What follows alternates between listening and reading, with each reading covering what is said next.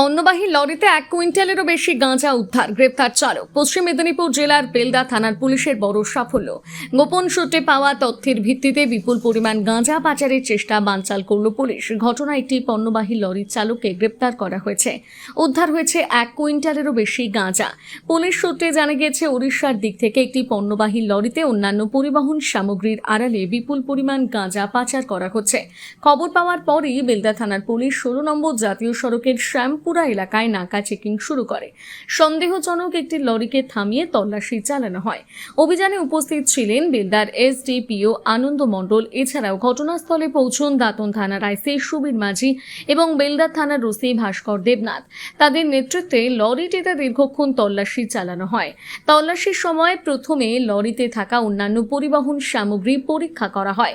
পরে সেই সামগ্রীর আড়ালে লুকিয়ে রাখা 4টি বড় বস্তার সন্ধান মেলে। বস্তাগুলো খুলতে উদ্ধার হয় বিপুল পরিমাণ গাঁজা। ওজন করে দেখা যায় মোট 1 কুইন্টাল 26 কেজি গাঁজা উদ্ধার হয়েছে। এরপর লরির চালককে গ্রেপ্তার করে পুলিশ। প্রাথমিক তদন্তে পুলিশ জানতে পেরেছে, লরিটি মুম্বাই থেকে ওড়িশায় পৌঁছেছিল।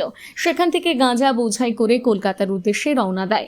অন্যান্য বৈধ পণ্যের সঙ্গে মাদকদ্রব্য লুকিয়ে পাচারের চেষ্টা করা হচ্ছিল বলে পুলিশের অনুমান।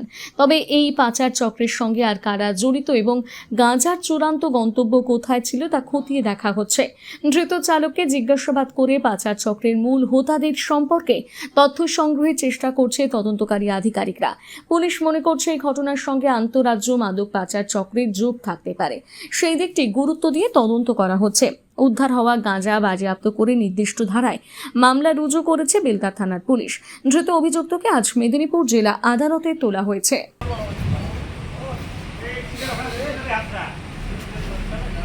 কাগজগুলো ছেড়ে যাবে নিচেরটা।